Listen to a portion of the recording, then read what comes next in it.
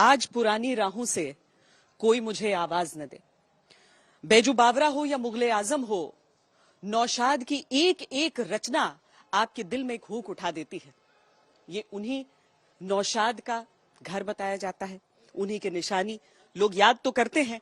यहां पर ताला जरूर उनके घर में पड़ा हुआ है, लेकिन एक दूसरे नजरिए से इसे समझिए ये कि अधिकतर जब आप मुसलमान आबादी किसी भी शहर में देखते हैं तो वो शहर का पुराना हिस्सा होता है, और शहर का पुराना हिस्सा होने के नाते आप कुछ इस तरह के ढांचे वहां पर देखेंगे, ऐसी नालियां वहां पर देखेंगे जो ढकी हुई नहीं है, बिजली के तार लटके हुए आपको नजर आ जाएंगे।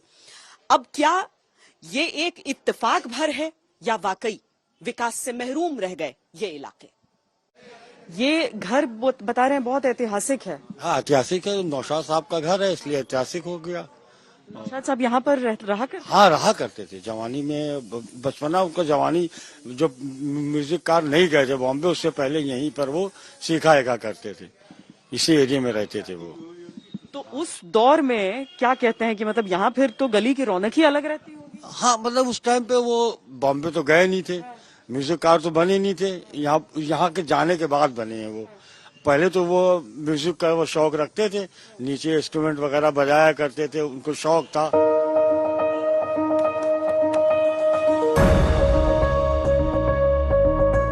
पुराने लखनऊ की ये उतनी ही पुरानी बस्ती है।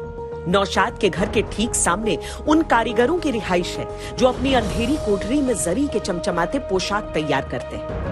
लखनऊ की नफासत और नजाकत को अपनी दरार भरी उंगलियों से पहचान देते हैं।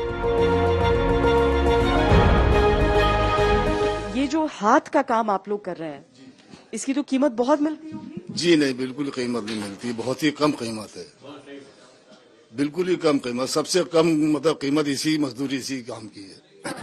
मतलब जैसे हम लोग हैंडमेड चीजें खरीदते हैं जब, कि अगर हाथ का काम किया हुआ है, हैंड एम्ब्रॉयडर्ड करके बेचा जाता है तो बड़ी बड़ी कीमती चीजें मिलती हैं। हम लोग को नहीं मिलती, हम लोग को तो इसी मजदूरी मिलती है। क्या उम्र हो गया? मेरी उम्र 62 साल की है। जी हाँ। कब से कर रहे हैं? ये मैं करीब कर रहा हूँ 50 साल से कर रहा हूँ। जी हाँ। आज मेरी उम्र, आज मतलब 50 साल में यूँ समझ लीजिए कि मैं कुछ भी नहीं बन पाया, मेरा अपना खुद का मकान नहीं। समय बदलता रहा, लोग बदलते रहे, हुनर वही रहा, नसीब भी वही रहा। तेजी से घूमती दुनिया में ये कहीं पीछे छूटते रहे। लोगों को इसके हैंड ओवर कुछ नहीं मिलता है, सिर्फ बिल्कुल कम से कम मजदूरी, सारे काम की मजदूरी सबसे कम इसी में। कहीं भी किसी चलिए देखिए, ये जितने लोग बोलते हैं, बड़े लोग जितने भी हैं, आप लोग तो बहुत महंगा खरीदती हैं इसको। ये आपके हाथ में जाएगा कम से कम नहीं तो 25,000 रुपए का। ये 25,000 रुपए का, और ये 2500 रुपए इनको मिलेंगे, हमको 2500 रुपए मिलेंगे। और कितना दिन लगता है एक ऐसा तैयार करने में? जी 15 दिन के काम के आपको 2500 मिलेंगे, जो बाजार में 25,000 में बिकेगा। जी हाँ। दुकानदार तो और ज्यादा बेच सकता है महंगा, लेकिन हम लोग जो मजदूरी हम लोग को नहीं मिलती। कारीगर हुआ करते थे, कारीगर है लेकिन अब करते नहीं है। क्यों नहीं करते? तो मजदूर है, कम से कम 500 रुपए उसको मिल जाते हैं।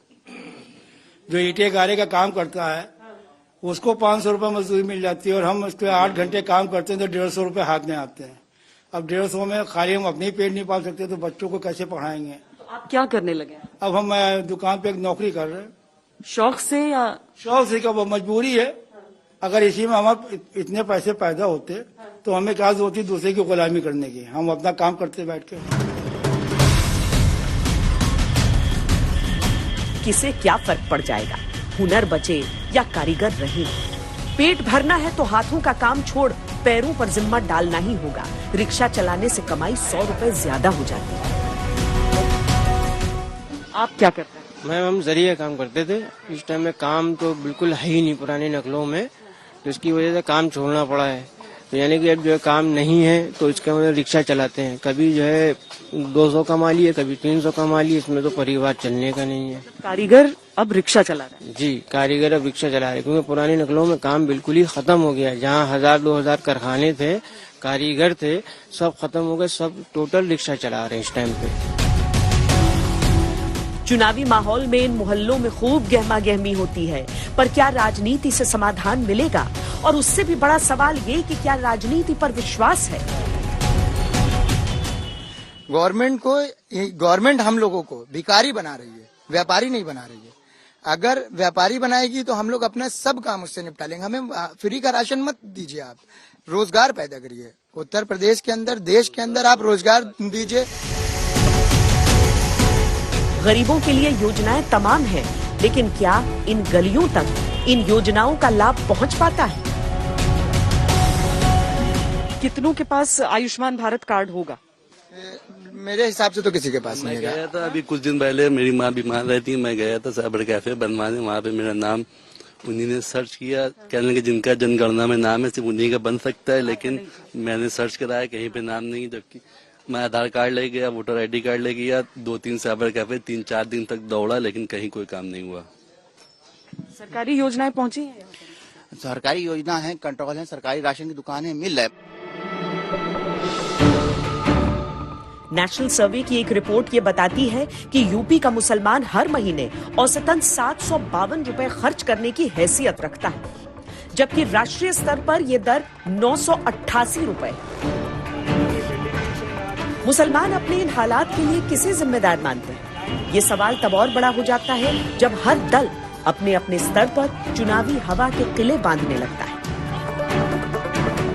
यहाँ पर मैंने बाहर देखा कूड़े का अंबार है, दिक्कत आती है उससे? हाँ, बहुत आती है, गर्मियों में बहुत बदबू आती है, फैलती है। तो कभी हटाने के लिए किसी ने कुछ किया है? कोई आया है सरकारी विभाग से? कोई आया ही नहीं। और क्या आपको बेहतर चाहिए, क्या अच्छा होना चाहिए यहाँ पर? भाई हम लोग सफाई सुथराई चाहते हैं, बस यही कि यहाँ से कूड़ा खाना हट जाए। स्वच्छ भारत यहाँ पर नहीं है। क्या किया जाए, यहाँ तो बहुत कमजोर लोग हैं। कि आज की तारीख में कौन सी ऐसी 3 चीजें होंगी या कोई एक चीज जिसके लिए आप वोट करेंगे? मुद्दा देखिए, शिक्षा और गरीबों का उत्थान जो है वही है। देखिए, अमीर अमीर होता जा रहा है, गरीब दिन पर दिन गरीब होता जा रहा है, जिससे अपराध बढ़ेंगे, शिक्षा का स्तर गिरता जाएगा।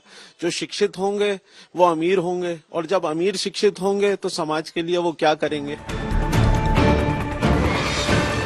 सरकारें तो इनके वोटों से बनती बिगड़ती हैं, लेकिन मोहल्ले वहीं रह जाते हैं।